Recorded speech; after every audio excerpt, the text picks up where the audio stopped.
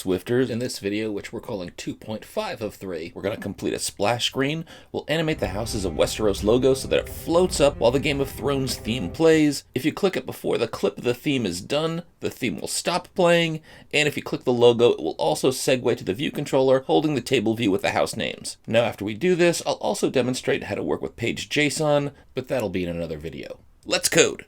Up first, add a new view controller in front of the first navigation controller. Super easy. Return to the main storyboard, click on the object library, search for view controller, drag it off, and let it go just to the left of the navigation controller. Next, add the Houses of Westeros image to the splash screen. So we'll add an image view to the view controller. We'll constrain the image view to the top, left, bottom, and right of the safe area, zeros all around. We'll set the image view's image to the image named Houses of Westeros. That should be inside of your assets catalog, and we'll set the content mode to aspect fit. So open up the library, search for an image view, drag it onto our new view controller, let go down to add constraints, 0, 0, 0, and 0, top, left, right, and bottom, add 4 constraints. With that image view still selected, click on the attributes inspector, then under image, select this image here named Houses of Westeros.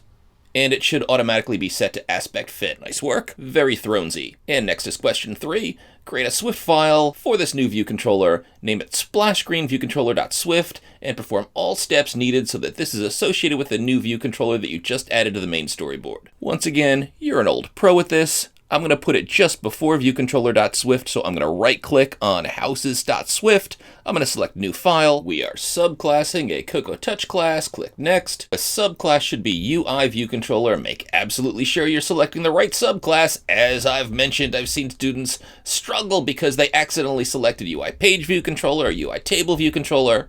We'll give the class name splash screen view controller. Click next, click create. Get rid of those comments that you don't need. Greenies be gone. Now also remember that other super vital step that we need to do on the main storyboard. We need to set the identity inspector for our new view controller. So we click right here in the dock on the yellow circle, head over to the identity inspector, pull down the class menu, and select splash screen view controller. Done. Next question, use the attributes inspector to set the splash screen view controller so that it is initial view controller, since you can also go ahead and drag the start arrow shown on the main storyboard to the left side of the new view controller. Let's show both techniques. One is I can just grab on this arrow that currently points into the navigation controller. That's our initial view controller indicator, and drag it over just to the left of our splash screen view controller. That inbound arrow now sets the splash screen view controller as the initial view controller. I can also go up here into the attributes inspector for this new splash screen view controller, and you see down here where it says is initial view controller. If you click that off, the arrow goes away. If you click it on, the arrow shows up. If you ever have a situation where you launch your app and the initial screen is black, that usually happens when you don't have the initial view controller selected. So I've seen students accidentally delete this arrow going into the initial view controller so there's no starting place for their app. That's what I've done just here so you can see what it looks like. See, I don't have an inbound arrow anymore in my splash screen view controller. If you got a black screen when your app launches, you're probably missing your initial view controller arrow. I'm going to go back into my splash screen view controller and get into the attributes inspector and add the initial view controller again. There's my arrow. I'm good to go. Back to our exam questions. Question number 5, where we'll add a tap gesture to the image view and do everything necessary so that the tap will be received when the image is tapped. Use the name image tap when creating the function that responds to tapping the image. Back in the library, search for tap. You'll see tap gesture recognizer. Drag that over right on top of our image view and let go there. This next piece is vitally important. I've seen it flummox so many students in the past. And when you did your Bip the Guy app, you had to do this step as well. Make sure you remember this. This is a good one for your notes. If you add a gesture recognizer to an image view, you've got to go into the attributes inspector for the image view and select user interaction enabled. Make sure that's clicked. If you don't, you'll tap away, you'll swipe away on your image, and no gesture will recognize. You'll wonder how come your app isn't working, and Xcode won't give you any hints why.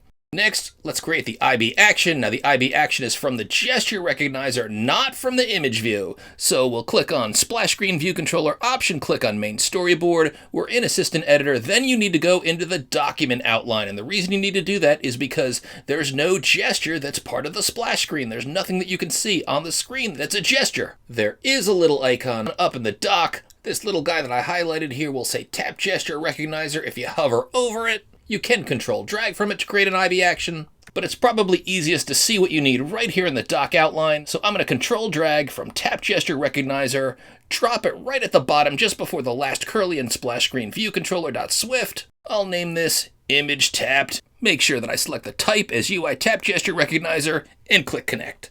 Next up, question 6. We're to add a segue and get it to execute when the user taps on the image view by doing the following. Create a show segue from the splash screen view controller, from the view controller itself, to the navigation controller. That's the navigation controller that points to our view controller with the table view. We want to set the identifier for this segue to show table view. We want to update the code so that the show table view segue is performed whenever the image view, the one containing the Houses of Westeros image, is tapped. Then click on the dock in the navigation controller and set its presentation attributes to full screen. This should make sure that the view controllers after the segue display the full screen instead of looking like they were placed on top of the initial view controller. There's a comment down here if you forgot how to set this up, because this involves creating a segue from the dock area of our splash screen view controller. That's as opposed to our typical way of creating a segue, which is from an interface object that's inside a view controller view. And we have to manually perform this segue in code inside of our IB action for the tap gesture recognizer. If you forgot how to do that, you could have added a button in here for partial credit,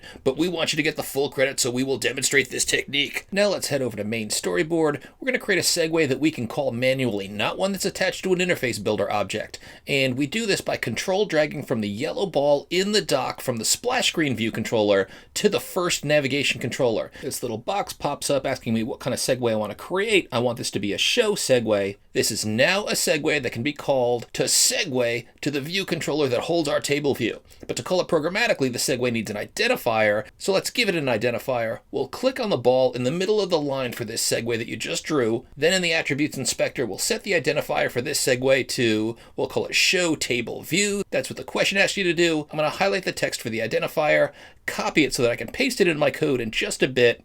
Now look at the top of the view controller with the table view. The navigation bar area looks like it's being modally presented. It has that effect that started with iOS 13 that looks like a view controller is slapped on top of another view controller. It doesn't take up the full screen. I'm going to click on the view controller with the table view in it. That's named view controller. Then under the presentation, it says automatic down here. I'm going to change this to full screen.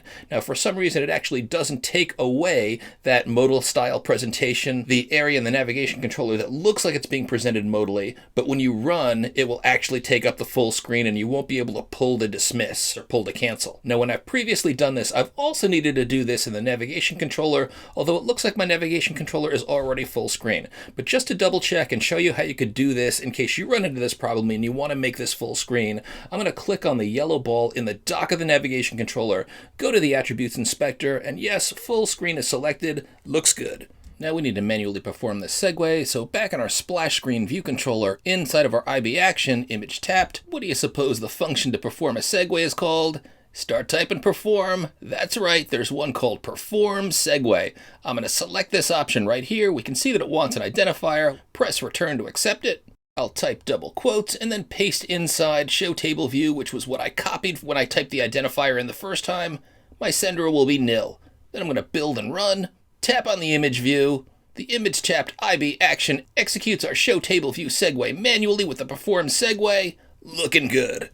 Now for the next question, question number 7, we want to write code so that when the app launches and the splash screen view controller first loads, that implies view did load, the Game of Thrones theme music plays. Let's make this happen. So we've been building apps that play sound since our very first You Are Awesome app. We know that we've got to import AV Foundation to play audio. We also want to declare but not initialize an audio player for our class. So we'll say var audio player, lower camel case, colon, AV audio player, which is the class, exclamation point, because we're going to force unwrap this. Then we'll write the same play sound function that we've used before. So we'll say func, play sound. The parameter that we'll pass in here is name, colon, it's a string, open and close curlies. The first thing that we do is we take the string that we're passing in and we make sure that we can get data from it. So we'll say if let, we'll create a value sound equals ns data asset. This will get a data asset from our assets catalog. In parentheses, we'll select the value with name, and the name that we'll pass in here will be name, which is the string that we're passing into play sound, which is the name of our sound file. Then open and close curlies. We'll give an else clause in here with another open and close curlies. Then in the else clause, let's print out an error message. If we do get nil from that ns data asset call, we'll say print capital error colon could not read data from file string interp, our name variable, and let's put angry emoji just before the error. Then in the first part of this if clause, we'll enter our do catch. So that's do, set of curlies, catch, set of curlies. Now we're going to put a try in here that would throw an error. So in the catch, this is where we should print out an error. I'll say print, and you know what? I'll just copy the error down here for starters. And then after error colon, I'll say string interp, error.localize description, period, could not initialize AV audio player object. Then we put in our try statement. So we'll say try audio player. We're going to try to put some audio in this. So the way that we do that is by setting this value equal to AV audio player open bracket, and we want to work with data down here. So we see this option that I've selected throws an error, which is why we had to use a do catch clause. Press return to select this option. We're going to pass in sound.data, which is the data portion of what we got from the NS data asset above. And if this works, we're going to say audio player dot play open and close parens. That'll play our sound. Then up here in view did load, we want to call play sound, so we'll say play sound. And for the name parameter, let's put in a string here, and that string should be the name of the file in our assets catalog that's the Game of Thrones theme. So in order to make sure that I copy this string perfectly, I'm going to click on the assets catalog, then I can see my GOT_theme here. And sure, I could copy what I see here, but instead what I'm going to do is I'm going to click on it, then press return. This is just a tip. Normally this lets you rename a file name, but I'm just going to Command A to select it all, then Command C to copy this. I've got this on my clipboard. Now I'm going to head back to View Controller, and I can paste this right in between the double quotes as my string. Perfect, no chance of a typo. Now I can build and run, and hey, we hear the Game of Thrones theme, but if I click it, it doesn't interrupt the music. I gotta wait until it's done. Let's fix that, because that's what question 8 asks us to do. If the music is playing when the user taps on the image, stop playing the music before performing the segue. Now we also did this same thing in our You Are Awesome app. And we'll go down into our IB action image tapped, and we'll say if audio player does not equal nil, curlies, and in between the curlies we'll say audio player dot stop with open and close parens. And actually our audio player will probably never be nil because we load the audio player in view did load when the app first runs, but this is good programming practice to check for this error so that our app wouldn't crash if something drastically went wrong, which it won't. So let's build and run, listen for the Game of Thrones theme, click the logo, and the Thrones theme cuts off. Mission accomplished. Nice work. Up next, let's animate this Thrones logo. So what we're going to do is refer to our image view containing the throne and the banners as throne image view. We got to create an IB outlet for that. Then we want to animate it from off screen below the bottom of the view so that it bubbles up to the location where we place the image on our main storyboard. The animation should take 1 second, but it should delay 1 second before beginning. Let's do it.